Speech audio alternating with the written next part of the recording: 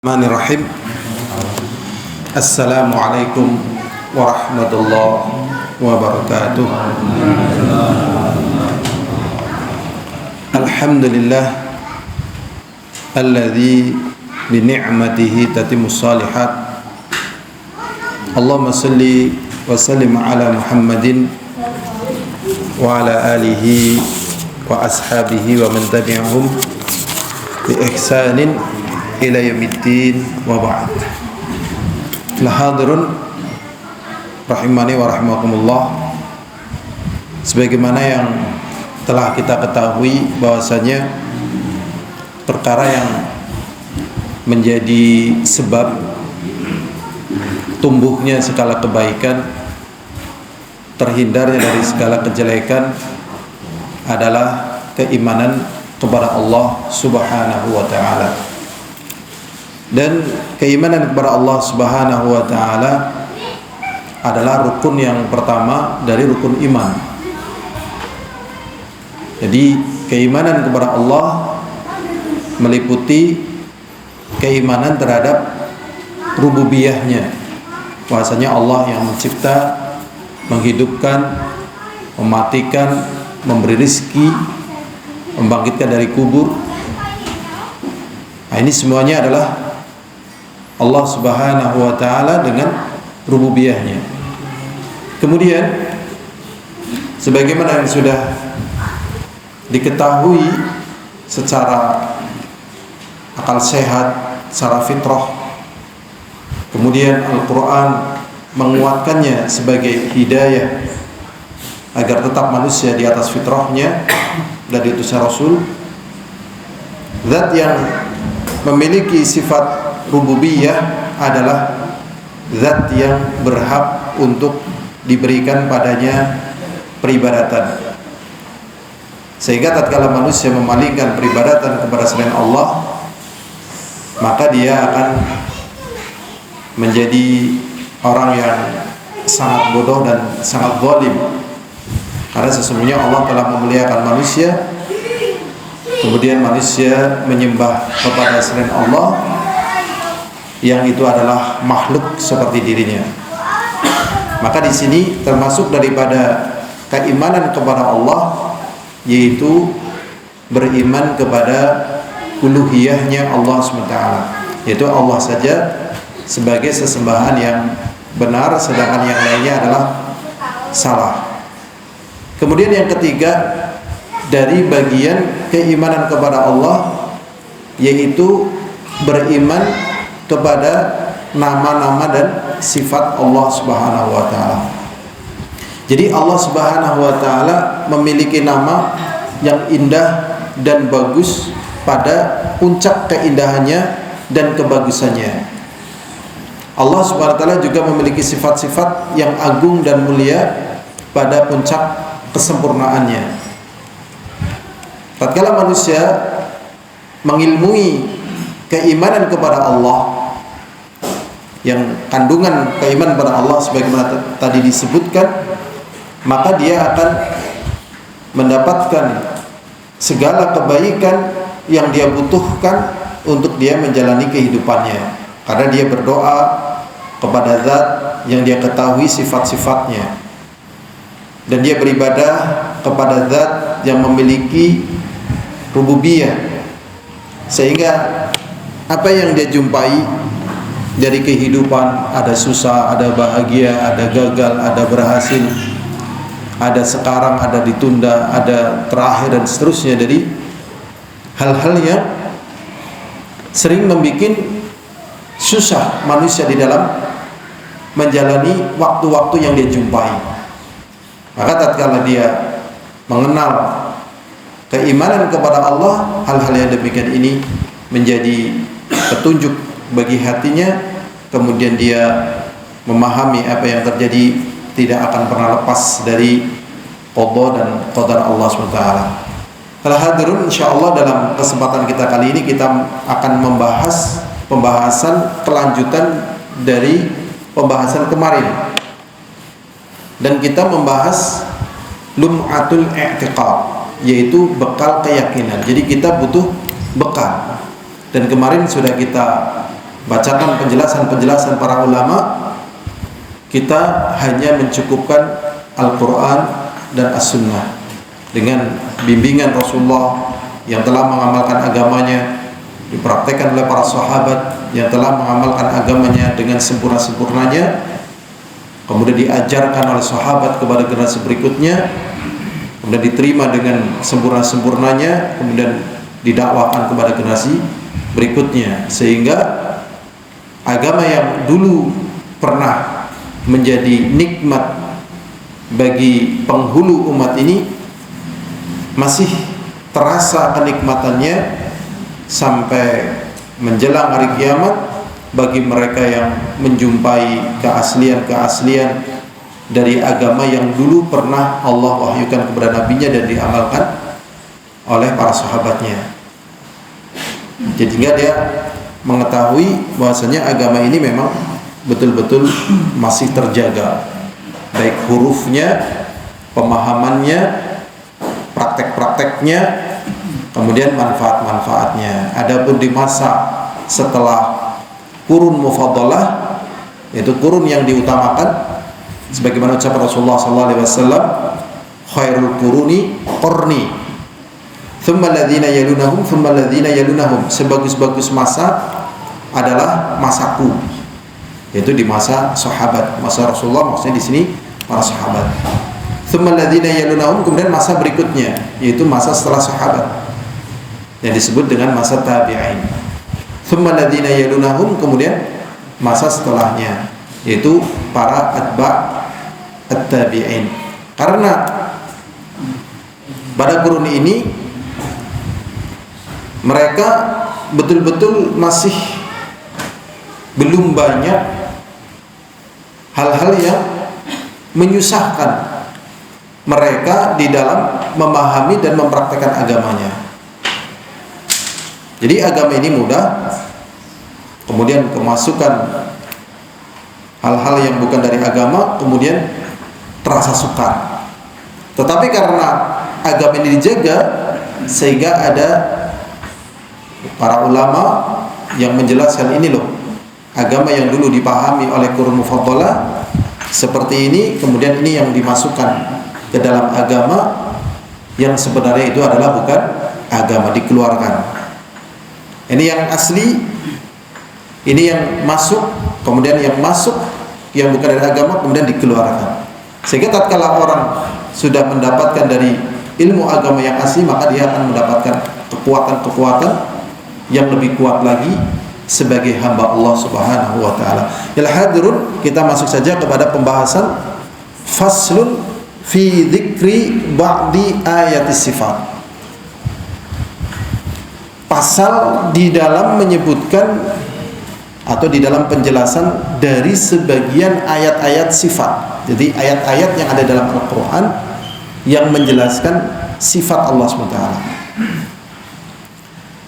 Yang pertama adalah firman Allah Subhanahu wa taala, wa yabqa wajhu rabbika dzul jalali wal ikram. Wa yabqa wajhu rabbika dzul jalali wal ikram. Di dalam surat apa ini? Terkenal sekali suratnya, yaitu surat Ar-Rahman.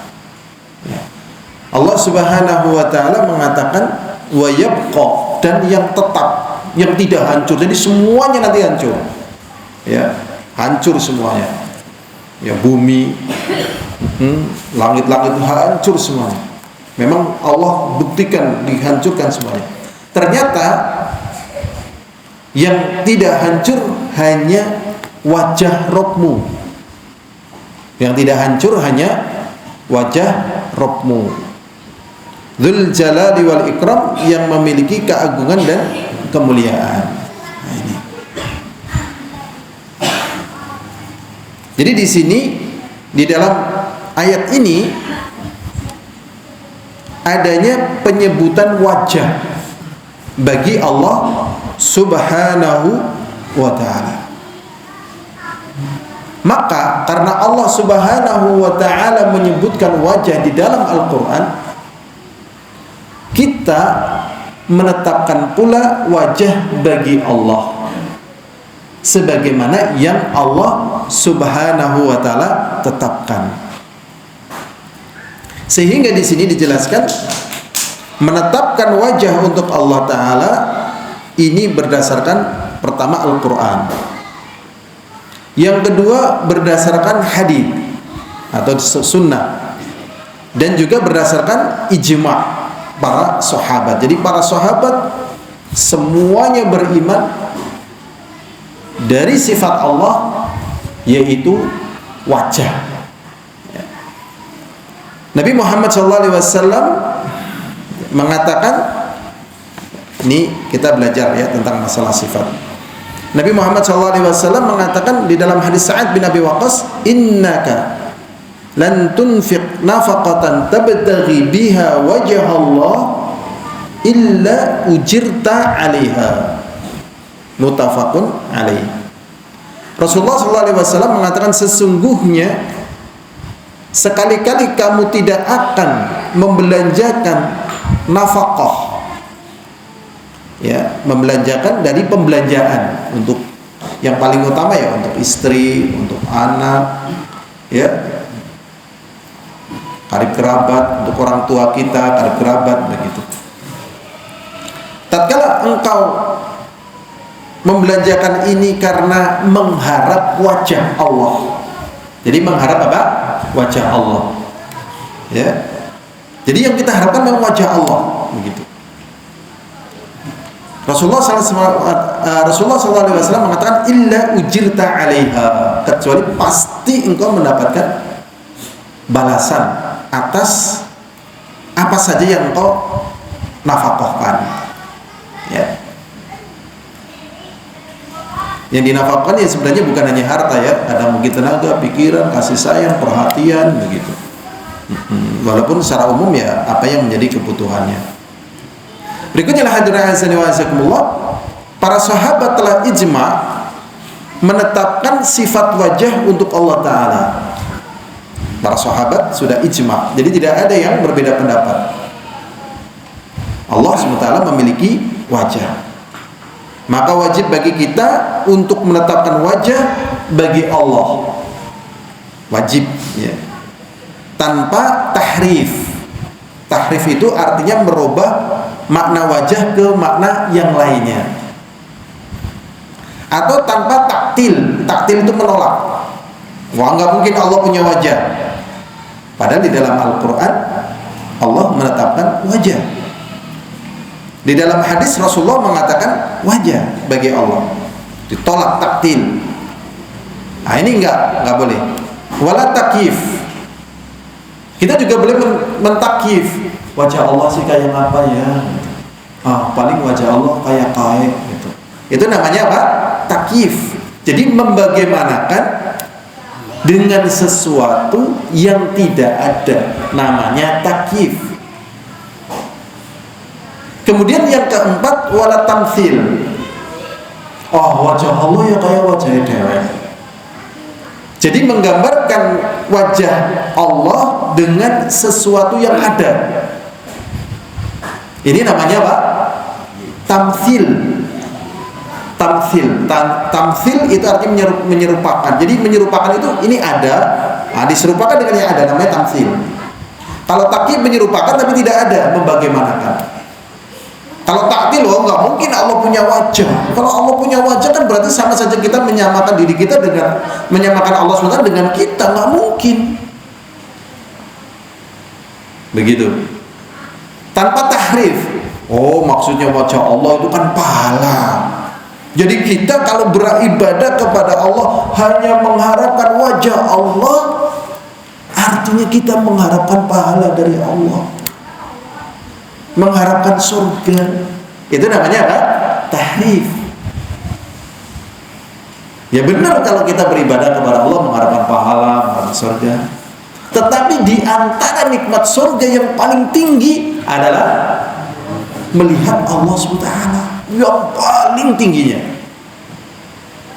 Ya manusia nalar kan, pasti dia minta yang paling tinggi, paling nikmat.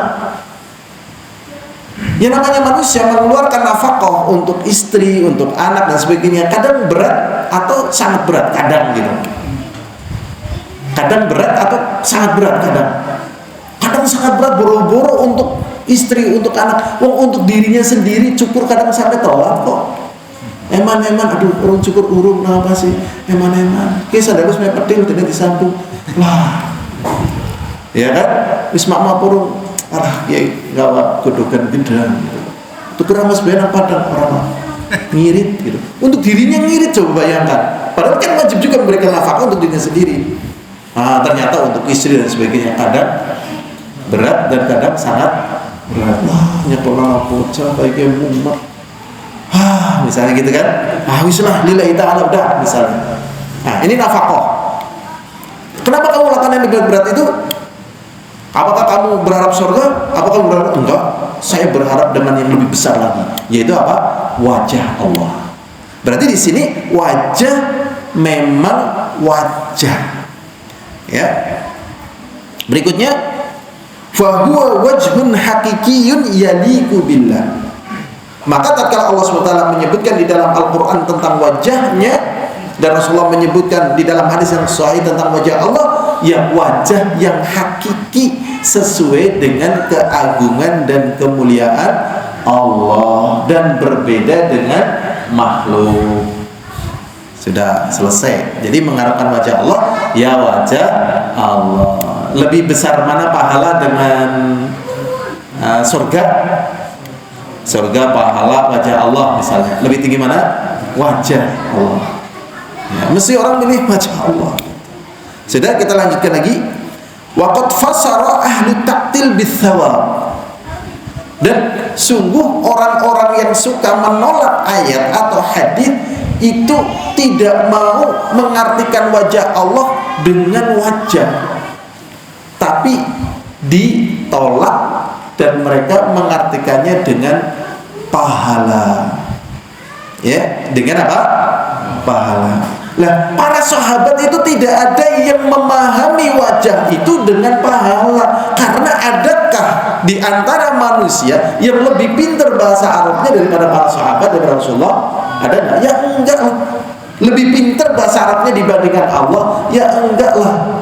Mesti Allah yang lebih alim gitu. Dan Allah tidak menyebutkan pahala, tapi Allah menyebutkan wajah. Kalau memang pahala, ngapain Allah di sini menyebutkan dengan wajah? Ya mending pahala, kok.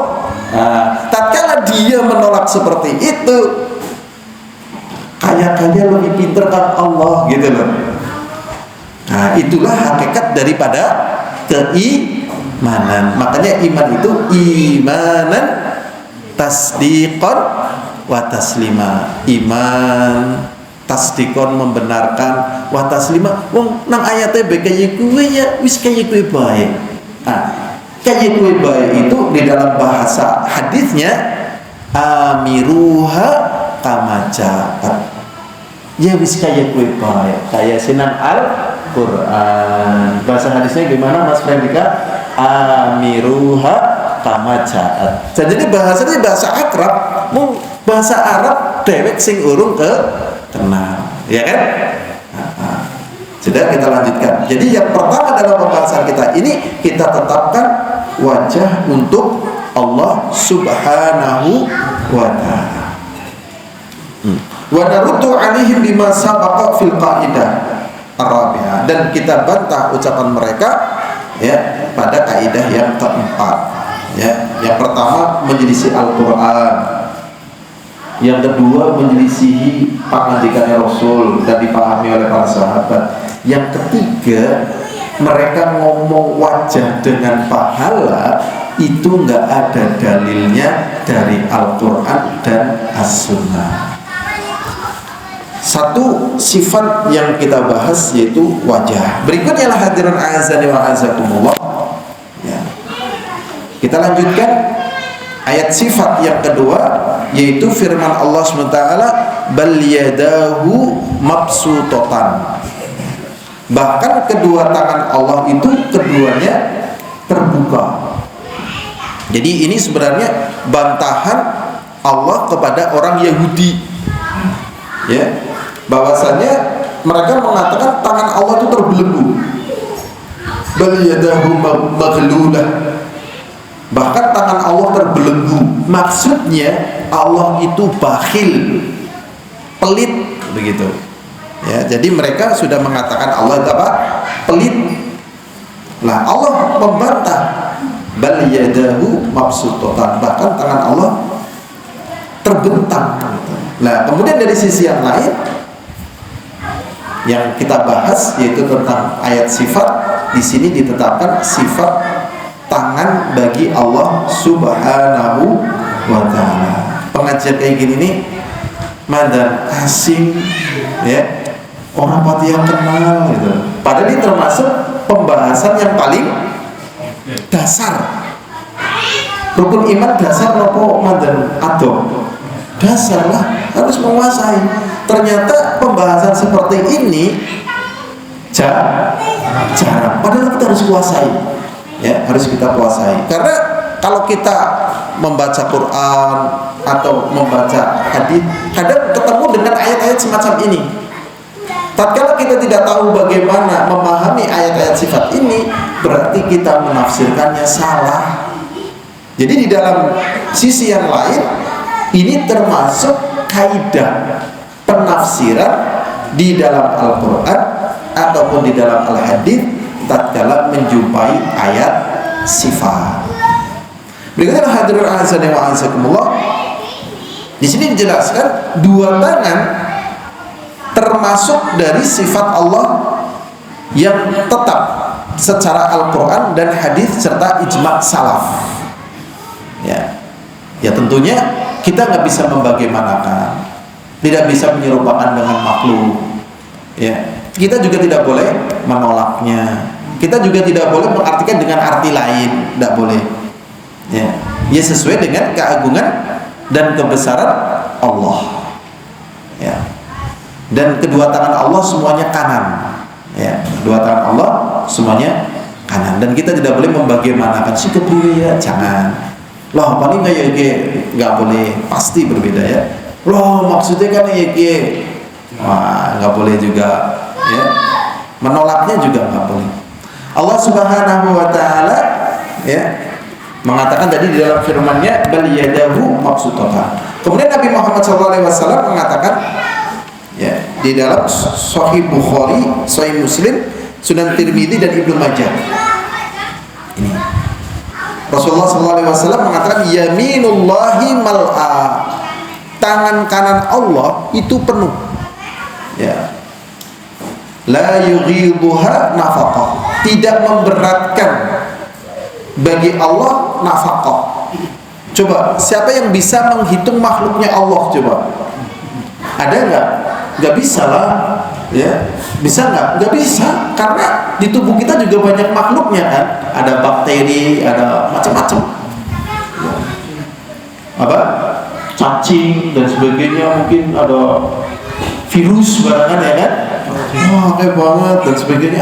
Lah tubuh kita juga misteri nih, cacing dan seterusnya yang mungkin ada di tubuh kita. Yang ngasih rezeki itu Allah Subhanahu wa taala. Belum ya jumlah makhluk Allah yang di dasar lautan, yang di antara langit, di antara bumi. Ya, Allah tahu. Dan mereka yang ngasih nafkah siapa? Allah. Gitu.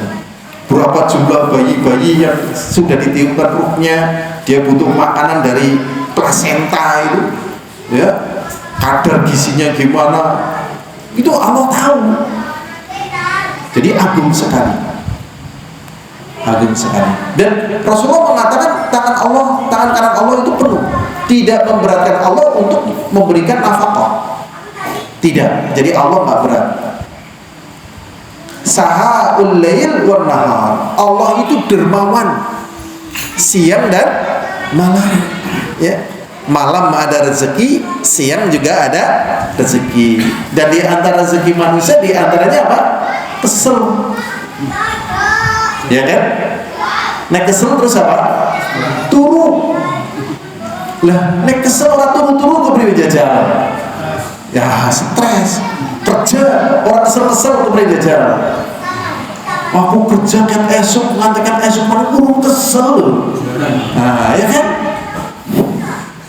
Itu nikmat juga. Di antara lagi nikmat itu di antaranya apa? Lupa. bayangkan kalau antum nggak lupa lagi makan, ingat pas antum baru keluar dari WC, mau minum, antum ingat, aduh rasi dama, ya kan? Antum lupakan pas lagi makan seperti ini kan, lupakan. Dan itu otomatis loh. Jadi luar biasa Allah SWT. Coba bayangkan loh ya. Kalau misalnya mata kita nggak bisa berkedap, coba, ya kan? Mata kita gerakan kedapnya cepat loh. Ya, membasahi kornea, coba bayangkan. Dan daya apa istilahnya, kalau dalam HP kan ada namanya apa ya, misalnya suruh geleng-geleng dan sebagainya, namanya apa itu, sinyal atau apa itu istilahnya, Mas Frendika, namanya geleng-geleng gitu.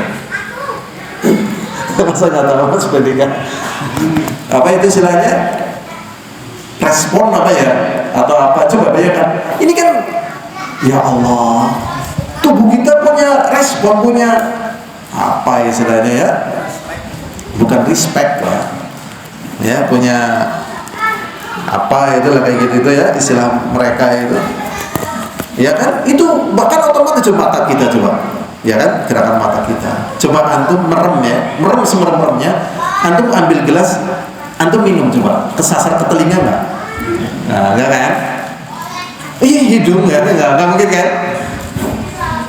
Itu apa? Sudah terlatih. Jadi ada sensornya, ya kan? Ada sensornya, ada, masya Allah, ada sensornya. Ini yang luar biasa ya. Ada ayat mengatakan, wallahu ya'lamu kha'inatal a'yun wa ma tukhfi sudur. Dan sesungguhnya Allah SWT mengetahui mata yang berkhianat. Coba bayangkan. Tak kalau kita lihat apa yang Allah haramkan, misalnya di sini aja lah yang gampang lah ya. Itu disebut mata kita berkhianat. Karena apa? Mata itu akan mengirimkan sensornya ke baik perasaan, jiwa dan sebagainya. Kalau kita melihat pada perkara yang diharamkan oleh Allah, mesti jiwanya nggak tenang, mesti kemerungsung, mumet dan sebagainya, aneh gitu. Itu karena sensornya itu sensor yang diambil dari mata kita itu memberitakannya memang jadi pengaruh. Jadi praktis siapa saja yang tidak mendapatkan bimbingan dari Al-Quran dan As-Sunnah mesti nek bahasa Jawane blegitrik, mesti orang bakalan lurus, mesti coba. Itu pasti blegitrik gitu loh. Jadi mata itu ada sensornya, pikiran ada sensornya, coba. Sing marahi nato awake wong wis apa janjane. Ya Allah membisikan ditato bae awake ditato. Manfaat tato apa coba? Tambah gagah, tambah ayu. Ya kan? Melihat hal-hal yang haram jadi baik atau tidak? Coba. Nah ini sudah ya. Jadi Allah Subhanahu wa taala Maha Dermawan. Ya. Pagi, siang, sore dan malam. Dengan pembahasan ini kita jadi gak sungguh kepada Allah. Jeneng yang urip ya ora tau sugih gitu. Apa ada seorang akhwat ngaji di pengajian ibu-ibu, tiba-tiba kok nyeletuk jeneng yang ora tau sugih ya. Lah ini pelajaran seperti ini penting ini.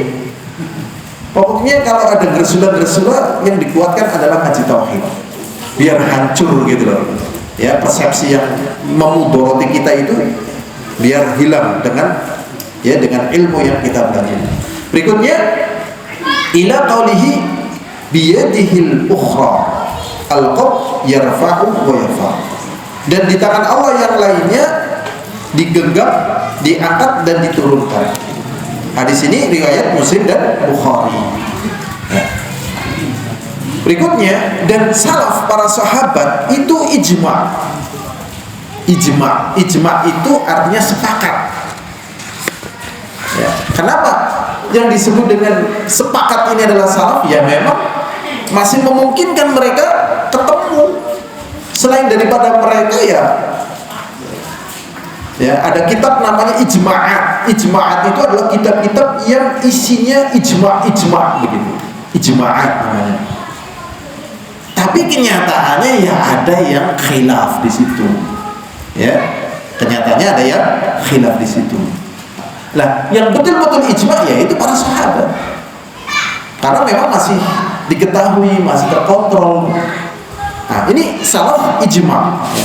Ijma' sepakat, tidak ada yang berbeda pendapat di dalam menetapkan tangan untuk Allah. Fayajibu itsbatuhuma, dan wajib menetapkan keduanya, yaitu kedua tangan untuk Allah, biduni tahrif, tanpa merubah artinya atau maknanya. Oh, tangan kan artinya kekuasaan, begitu ya. Utuh tangan itu ya kayak menungsa gitu. Nah, kembali lagi, ini seakan-akan kita lebih tahu daripada Allah tentang sifatnya. Maka seperti ini nggak boleh, udah tangan sudah, jangan ditahrif, jangan dirubah-rubah maknanya. Wala ta'til, dan jangan ditolak. Oh, nggak mungkin Allah punya tangan. Kalau Allah punya tangan berarti maknanya ya kamu menyamakan Allah dengan makhluk kamu namanya mujassimah. Oh, enggak juga. Ya, tidak juga. Jangan ditolak sudah. Tatkala Allah mengatakan tangan. Wala takyif, dan kita tidak membagaimanakan. Wala tamtsil, dan kita juga tidak menyerupakan. Kalau misalnya merupakan lah, itu baru yang namanya mujassimah. Mujassimah itu artinya yaitu tadi menyerupakan Allah dengan makhluk.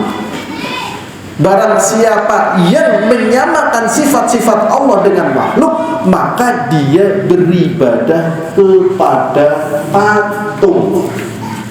Syekh Al-Albani mengatakan, barang siapa yang menyamakan sifat-sifat Allah dengan makhluk, berarti dia menyembah kepada patung. Karena patung itu kan, itu penjelmaan dari mereka tatkala ingin menyembah Tuhannya, divisualisasikan menjadi bentuk patung. Saya tanya, apa kamu benar-benar menyembah kepada patung? Enggak. Loh, kenapa kamu yang sembah patung? Ini kan cuma gambaran sebagai Tuhan kita, pohon, batu, dan sebagainya.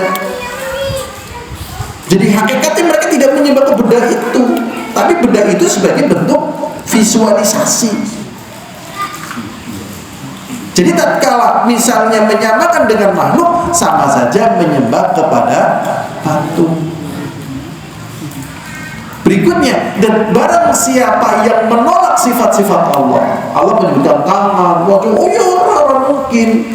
Ini nang Al-Quran, orang bisa kayak gue, orang bisa. Kita harus mengagungkan dan memuliakan Allah, orang bisa. Tatkala dia menolak yang demikian itu, maka dia sama saja menyembah kepada sesuatu yang tidak ada. Menyembah kepada sesuatu yang tidak ada. Saged dipun pahami napa dereng? Manten angel nggih. Dereng nggih. Insyaallah nggih. Padahal ilmu dasar. Ya sudahlah, jangan kita tambah penjelasan. Bertanya aja dulu, ya kan? Nanti kita jelaskan lagi. Ayo, bingungnya di mana? Ayo, bingungnya nanti. Makanya kadang saya heran loh ya. Ini kita ngobrol sedikit. Kita mau heran. Alhamdulillah mas. Rukun iman wis tak lakoni kabeh. Sing nomor 6 apa? Haji. Ya kan? Wis kabeh lho. Ya, nggak bisa kan dari apa? Belum surga, ya kan? Padahal kena urung dadi, ya kan? Rububiyah nang kene ya urung mateng, uluhiyah ya urung mateng, asma wa sifat jeneng tembe krungu. Ya kan? Itulah ilmu. Jadi ilmu itu memecahkan kebekuan, ketidaktahuan. Ya memang harus dipecahkan, dan agama kita ini adalah agama ilmu. Tadi sudah kita sebutkan, asal agama ini gampang. Kenapa menjadi sulit? Karena banyak yang masuk nggak benar. Lah ini dibersihkan kayak itu, dibersih atau nah, sudah kita kembali kepada masa tadi. Kalau misalnya dia menyerupakan Allah dengan makhluknya yang disebut dengan tamtsil, maka dia menyembah kepada patung. Sudah? Ya kan? Dewa kan tangan tinggi sing dewa gajah, kan dewa apa Pak Asmi? Sing lambang buku. Sing gajah sikile pira? Tripurti no. Ganesha ya. Ya menung sama sudah selesai menyembah kepada patung. Berikutnya, kalau dia menolak sifat-sifat Allah, mungkin Allah kan maha suci, orang mungkin tangan orang mungkin tolak, maka dia menyembah kepada sesuatu yang tidak ada. Kenapa dikatakan dia menyembah kepada sesuatu yang tidak ada? Yang namanya tidak ada itu yang tak ada sifatnya. Kalau ada, ya pasti ada sifatnya. Sekarang saya mau nanya, gelas ini ada apa enggak? Ada. Kenapa bisa dikatakan ada? Ada sifatnya. Airnya ada enggak? Ada. Kenapa ada sifatnya? Tatkala seluruh sifat-sifat ditolak, ya pada bagaimana? Gitu loh. Menjaga dipahami? Paham. Jadi begini. Ya, jadi begini nih. Saya juga memahami ini lama banget. Ngaji ini juga lama.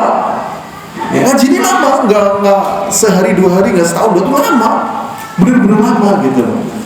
Sudah ya. Dan ngaji terakhir kayak gini. Allah Subhanahu wa Ta'ala kan berbeda dengan kita, ya apa tidak? Keagungannya, keilmuannya, semuanya itu berbeda dengan kita. Sudah.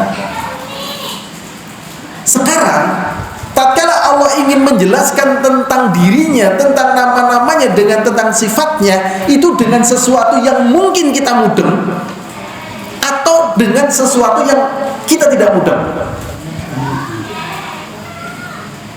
Jawabannya gimana? Tatkala Allah SWT menjelaskan tentang dirinya, namanya, sifatnya, itu dengan sesuatu yang manusia bisa memahami atau dengan sesuatu yang manusia nggak bakalan paham. Justru Allah akan menjelaskan kepada manusia dengan sesuatu yang sangat mudah dipahami.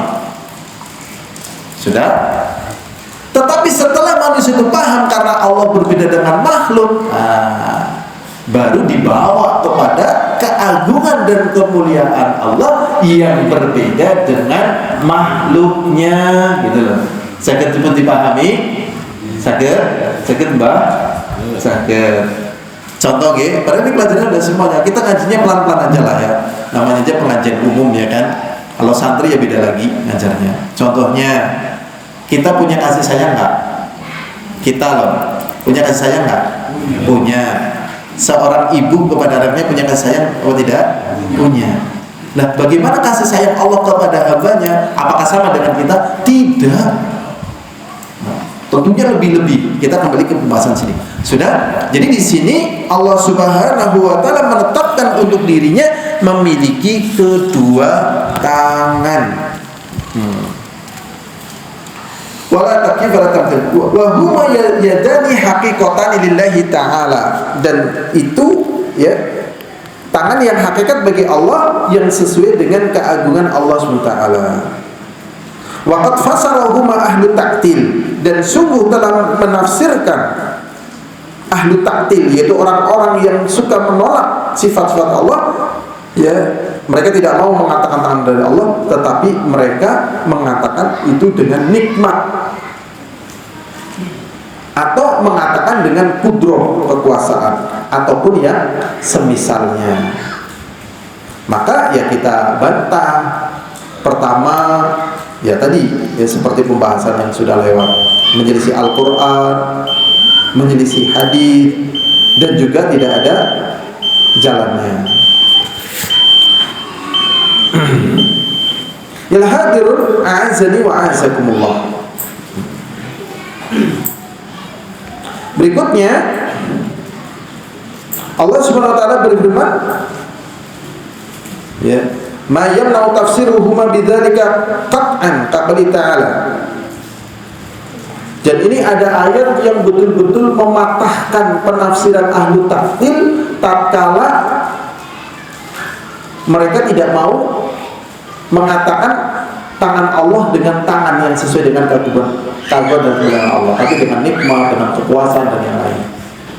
Yaitu di dalam firman Allah SWT surat Shad, Allah mengatakan lima khalaqtu biyadayya. Allah mengatakan dengan apa yang aku ciptakan dengan tanganku. Coba, Allah sendiri mengatakan dan dengan apa yang aku ciptakan dengan tanganku. Jadi Allah SWT menciptakan Adam dengan tangannya sendiri. Begitu. Nah, masa diartikan dengan kekuasaanku sendiri? Nggak mungkin. Allah mengatakan dengan tangannya kok. Masa diartikan dengan nikmatnya? Nikmatnya kan bukan hanya ini. Tidak bisa.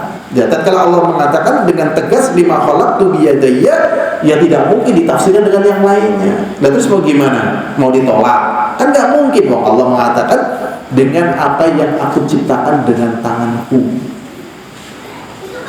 Jalannya bagaimana? Ya sudah, beriman kepada Allah bahwasanya Allah memiliki kedua tangan sesuai dengan keagungan dan kemuliaan Allah. Dan juga ucapan Rasulullah SAW, wa biyadil ukhra al-qabd, dan di tangan Allah yang lainnya adalah menggenggam. Ya. Beginilah hadirin azza wa jalla, di sini ada beberapa permasalahan ya yang bertalian dengan ayat. Nah, kita dibahas. Yang pertama, Allah Subhanahu wa taala menyebut tangannya dalam lafaz bentuk tunggal. Contohnya di dalam surat Mulk, yaitu Allah SWT mengatakan tabarakalladzi biyadihi al-mulku. Maha suci Allah yang di tangannya itu kekuasaan. Jadi kekuasaan itu berada di tangan Allah. Sudah selesai. Dan di sini bentuknya tunggal. Kalau mau dibahas ya, bahas pembahasan lain lah ya. Jadi memang kekuasaan itu yang ngatur ya Allah. Kenapa yang ngatur Allah? Kalau yang ngatur manusia, ya manusia sudah habis. Tidak ada kelanjutannya, populasinya ada di dunia ini gitu. Jadi kalau memang ada pemimpin yang zalim gitu, kira-kira membahayakan keberlangsungan manusia, Allah sendiri yang hancurkan gitu. Jadi Allah sendiri yang hancurkan. Misalnya Namrud mau berkuasa, jatuhkan. Firaun mau berkuasa, jatuhkan. Itu pasti gitu. Karena itu menyangkut makhluk yang Allah ciptakan, dan Allah tidak akan membiarkan kemudian kok habis, itu nggak mungkin. Makanya misal ya, antum sudah pernah dengar dengan namanya pembantaian, istilahnya kan clandestine ya, pembantaian di pateni kabeh. Siki mungkin apa tidak manusia di pateni kabeh? Orang mungkin. Karena itu makhluknya Allah pun tidak ridho. Jadi orang mau dolim, bisa dolim-dolimnya dengan kekuatan sekuat-kuatnya nggak bakalan bisa. Mau kesentok, memang semeleh. Ya, menungsa gue hake apa? Semeleh. Pembantaian yang dilakukan oleh PKI, bukan PKI ya, Partai Komunis Malaysia, PKM, itu banyak juga. Kalau di Vietnam sampai 2 juta. Pembantaian dilakukan oleh Hitler sampai sekian juta. Ya 6.666.000, ya 6.666.000 orang dibantai. Belum pembantaian Tatar, jenis Hong. Ya, tatkala mereka masih diberi kemampuan untuk membantai, tetapi tatkala mereka dihentikan oleh Allah, ya KO. Makanya di sini Allah katakan tabarakalladzi biyadihil mulku. Maha suci Allah yang ada di tangannya kekuasaan. Jadi yang ngatur kekuasaan siapa? Allah. Jadi kadang orang zalim jaya, ya kadang orang zalim jatuh, orang yang benar naik gitu. Kayak gitu dunia kayak gitu. Nah, yang beruntung orang yang semeleh. Orang yang beruntung adalah orang yang semeleh. Ya, urung rezeki nih, ya. Nabi Isa jadi raja apa enggak? Nabi Isa jadi raja enggak? Enggak kan? Malah melaskan. Tapi jatuh enggak? Enggak. Nabi Yusuf doanya juga enggak jadi raja. Nah, sudah, kita kembali ke pembahasan ayat. Di sini ayat mengatakan tangan dalam bentuk tunggal. Berikutnya di dalam ayat yang lain dalam bentuk dua, yaitu bal yadahu mabsutatan. Bahkan kedua tangan Allah semuanya terbuka, dermawan. Jadi Allah memberikan siang, sore, dan malam terus. Bahkan di setiap nafas kita itu adalah ya kasih sayang Allah SWT. Makanya kalau orang pengen ya ngitung nikmat Allah nggak bakalan mampu. Kalau nggak percaya, ya coba 1 jam jangan bernafas. Bukan 1 jam jangan bernafas. Coba 1 jam oksigennya itu nggak ada, 1 jam oksigen nggak ada, kira-kira apa yang terjadi? Mati kabeh loh ya. Masya Allah. Sejam loh bayangkan ya. Masya Allah loh. Wah, Lamborghini dan sebagainya nggak ada gunanya. Lamborghini, wayu, emas, anak-anak. Jadi memang orang itu dolim. Itu kan dicabut itu dari Allah, udah mau apa? Kita lanjutkan lagi. Jadi tangan Allah keduanya terbuka. Berikutnya di dalam ayat yang lain, tangan Allah dalam bentuk jamak. Allah mengatakan awalam yara anna khalaqna lahum mimma amilat aydina an'ama. Apakah mereka tidak melihat anna khalaqna lahum, sesungguhnya kami telah menciptakan untuk mereka, dohirnya untuk manusia. Apakah mereka tidak mengetahui, tidak melihat sesungguhnya kami telah menciptakan, kami di sini adalah Allah, telah menciptakan untuk mereka. Titik yang memanungsa entok, yang memanungsa laut, yang memanungsa hutan, memanungsa, ya kan? Lainnya numpang jin demit itu numpang, coba bayangkan. Yang berlayar di lautan itu menungsa atau jin, coba? Lawan iwak dan sebagainya, menungsa atau jin? Menungsa lah, sing gawe kapal menungsa atau jin? Menungsa lah, sing nganggo pesawat menungsa atau jin? Menungsa, sing macul menungsa, jin orang ular orang menungsa kabeh. Lah Allah Subhanahu wa taala mengingatkan, apa mereka tidak melihat? Orang deleng loh. Aku telah menciptakan semuanya buat mereka. Diingatkan oleh Allah Subhanahu wa taala. Mimma amilat aydina, dengan apa yang telah kami kerjakan, kata Allah, dengan tangan-tangan kami. Ayo, di sini kan akhirnya ya dengan tangan-tangan Allah sesuai dengan kabar dan kemuliaannya. Ya, an'ama sebagai bentuk kenikmatan. Di sini Allah menyebutkan 1, 2, kemudian 3. Nah, bagaimana cara memahami ayat yang demikian ini? Maka di sini ada caranya. Yang pertama, Allah menyebutkan tangan dalam bentuk tunggal mufrad itu ya dengan disandarkan, ya, fayashmul kullu ma tsabata lillah. Maka ini meliputi segala apa yang ditetapkan itu milik Allah. Ya, miyadin dari tangan, wala yunafi itsnaini, dan tidak meniadakan bahwasanya tangan Allah itu 2. Tabarakalladzi biyadihi, dengan tangannya. Dia disandarkan kepada Allah, tidak menafikan tangan Allah itu 2. Kemudian dalam bentuk jamak, yaitu apa? Aidina. Ya, aidina tangan-tangan kami, bentuknya jamak. Ya, bentuknya jamak. Maka bentuk jamak yang demikian ini adalah litaklim, untuk mengagungkan Allah Subhanahu wa ta'ala, tidak menunjukkan bahwasanya tangan Allah itu lebih dari 2. Sehingga ya di sini para ulama ya menetapkan tangan Allah itu ada 2.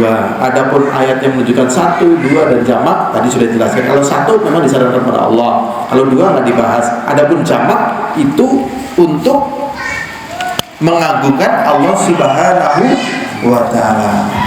Ya, ini memang ada di dalam bahasa Arab. Berikutnya, ya masih ada waktu ya sedikit lagi. Nah, jadi pertama kita tetapkan Allah tadi memiliki apa? Wajah. Yang kedua apa?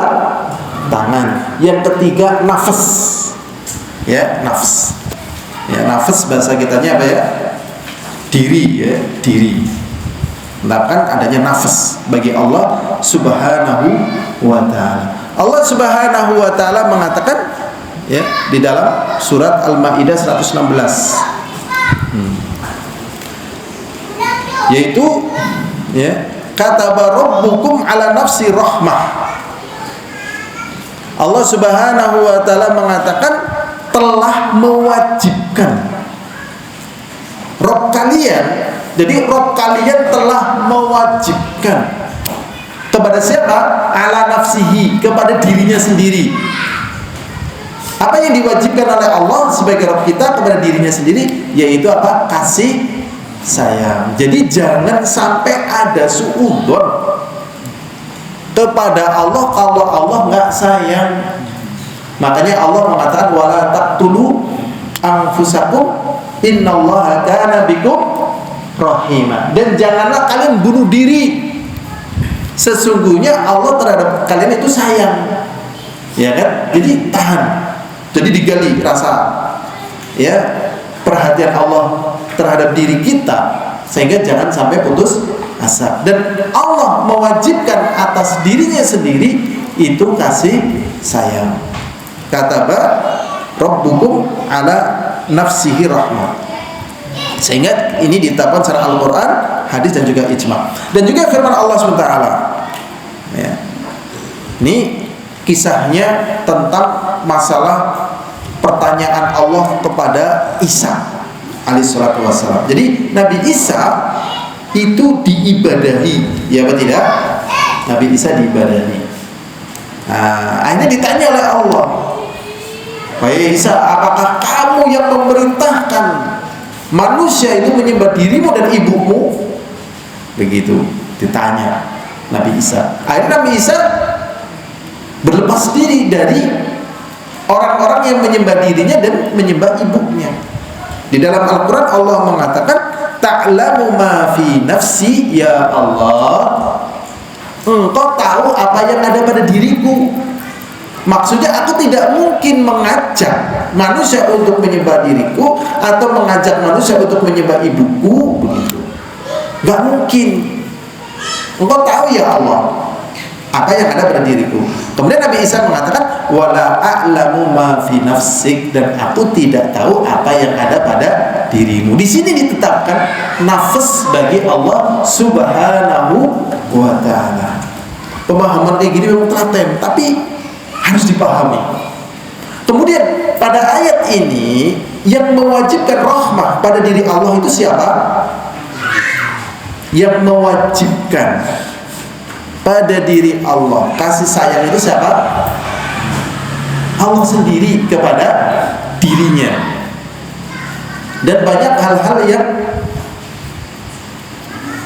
sifatnya itu adalah Allah sendiri yang menetapkan untuk dirinya sendiri.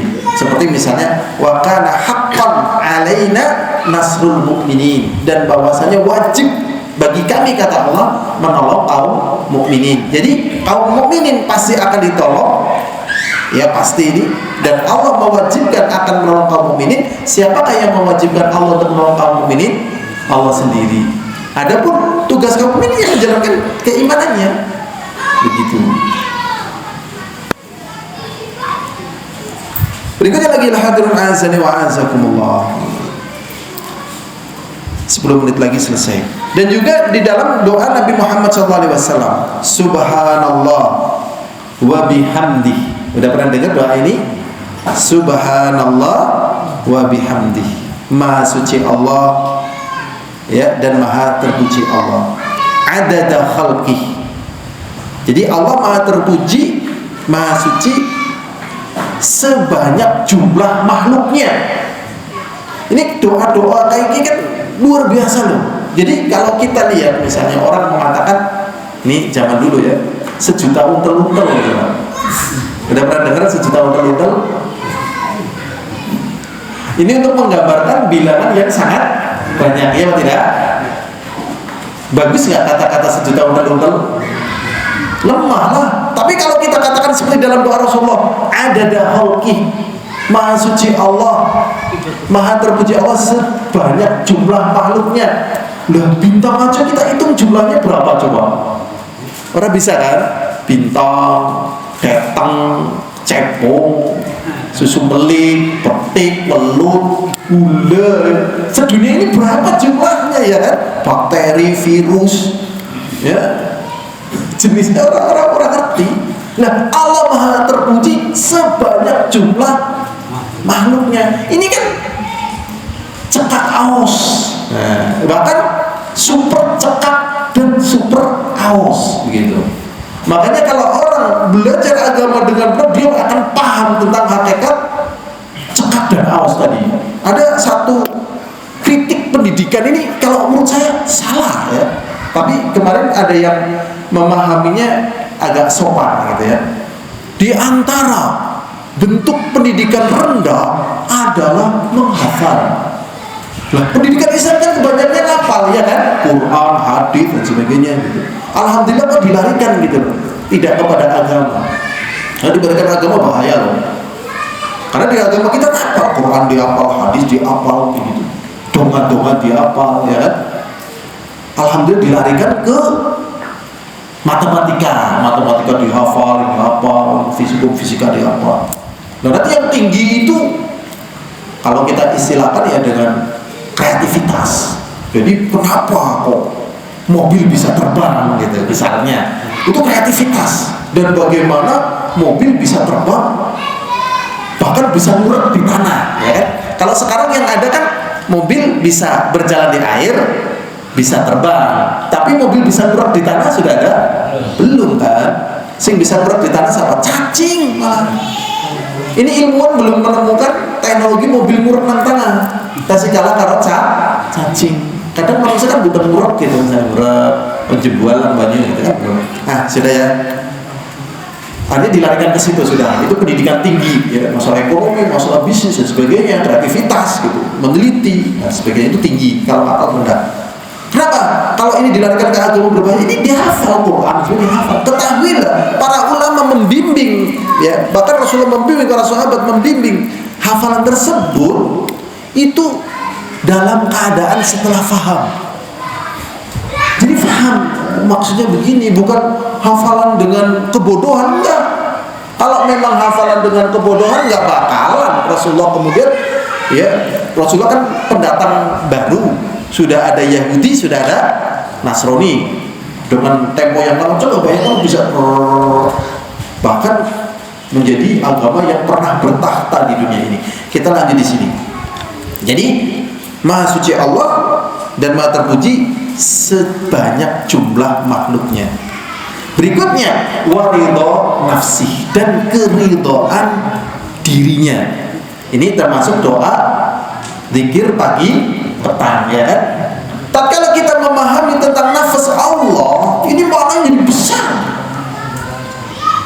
Jadi kita memahami tentang pelajaran asma dan sifat bagi Allah itu betul-betul membangkitkan jiwa yang kokoh. Ya, dan kalau kita lihat yang menyebabkan manusia sedih, gebut, kacau dan sebagainya, ya karena mereka berpaling dari agama Allah gitu.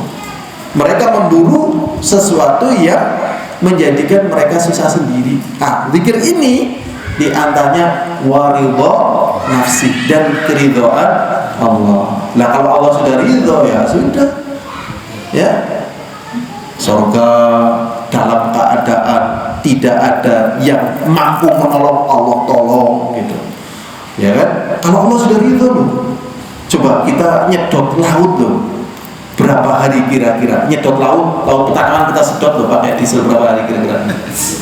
Suwe kok setahun kata Smith? Ya kan? Lah buangnya nanti. Nah itu tatkala itu Allah perintahkan lemparkan, fa'alqi asaq, ya kan, dilemparkan tongkatnya, kemudian al-qattaudil adim. Coba, masya Allah. Apakah itu terjadi hanya pada Nabi?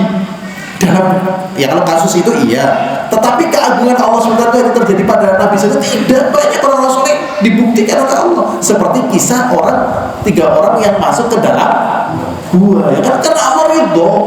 Di antaranya kan ada orang yang berdoa, ya Allah, ini berat sekali loh. Memang ada macam-macam. Ya Allah, dulu aku sangat cinta kepada keponakanku, sebagaimana laki-laki mencintainya. Dan senantiasa aku ingin, ini bahaya ini, cinta kemudian melanjut ke syahwat. Ya, ingin, ya biasalah ya, mengumpulinya. Dan tidak mungkin sampai pada satu ketika tatkala dia butuh uang, akhirnya saya katakan, saya akan pinjemin duit ke kamu, tapi dengan syarat serahkan kehormatanmu. begitu. Karena dia butuh, ya sudah, nggak apa-apa. Sudah dapat terima duitnya, sudah kesepakatan terjadi, akhirnya sudah telanjang bulan dua-duanya nih. Tatkala timba mau nyemplung sumur, nah, saya dipun pahami nggih, timba mau nyemplung sumur. Nah ini pentingnya orang zaman gemien ngerti timba, ngerti sumur. Maksudnya apa istilah yang paling tepat? Ya sebelum benang nyemplung jarum, nah, ya kan? Sudah. Tinggal kayak gitu doang sudah. Nggak ada orang, nggak ada penghalang, aman sudah. Itu sudah dinanti-nanti berapa tahun. Ternyata tatkala timbanya mau dicemplungkan kayak gitu-gitu, langsung ittaqillah, bertakwalah kamu kepada Allah. Ya Abdullah, ittaqillah, wahai hamba Allah, bertakwalah kepada Allah. La tuksir khatam illa bihaqqiha. Kamu jangan mematahkan cincin kecuali dengan haknya. Haknya diangkat nikah gitu loh, dengan wali, dengan mahar dan sebagainya. Kamu jangan patahkan itu. Maksudnya kamu itu nyemplungkan timba di sumur yang bukan hak bagimu, haram. Akhirnya ya kata begitu cenggirat begitu. Iya, sudah, sudah, sudah. Ya, kalau itu terjadi pada manusia zaman sekarang ini, gimana nih? Mungkin apa enggak? Angel lah, ya kan? Ini kekuatan iman loh. Maka dia pilih itu. Ya, dia pilih itu untuk memohon kepada Allah biar Allah ridho begitu. Biar Allah ridho, karena didorong nggak mungkin. Sinyal jelas nggak ada, makanan nggak ada, teriaknya nggak dengar. Begitu Allah ridho, waktu yang besar langsung gelundung. Akhirnya keluar dari gua dan selamat. Ini pentingnya. Ya, tatkala Allah ridho. Jadi kadang sering kita pingin nikmat, pingin bahagia, tapi lupa mencari ridho Allah. Nah di sini pembahasannya waridho nafsih. Ya. Berikutnya wazinatu arsyih, dan perhiasan arsy Allah. Jadi benda-benda angkasa yang banyak. Arsy itu adalah saqful alam. Wa masiwallahi fahuwa alam, dan selain daripada Allah adalah alam. Sedangkan atapnya alam adalah arsy. Perhiasan arsy Allah kayak apa hebatnya? Berikutnya, ya, wazinatu arsy wa midada kalimati, dan midad artinya apa ya?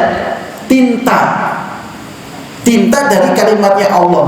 Tinta dari kalimatnya Allah kan kalimat Allah ada yang kauniyah, ada ayat yang apa?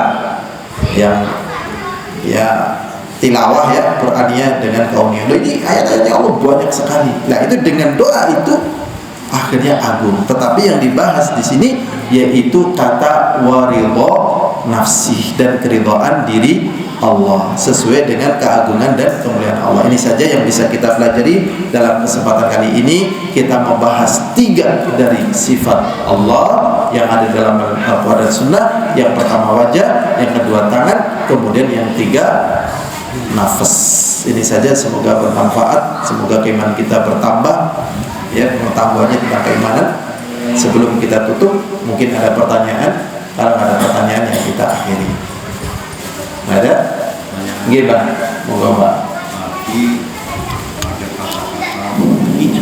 Ijma.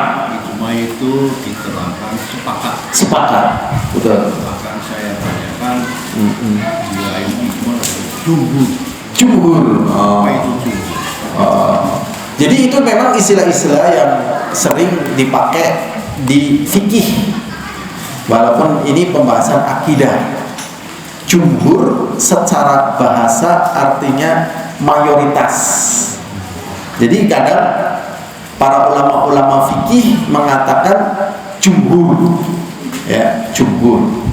Ya, contohnya misalnya bagaimana hukumnya, ya, hukumnya berwudu dengan menggunakan bejana yang terbuat dari emas dan perak.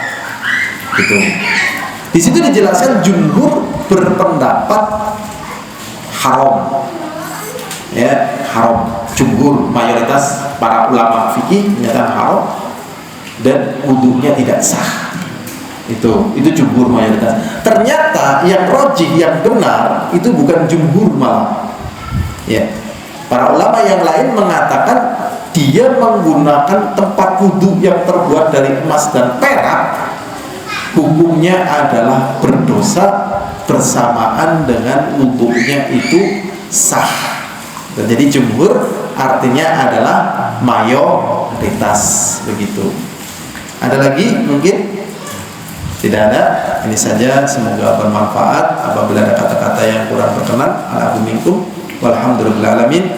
Assalamualaikum warahmatullahi wabarakatuh.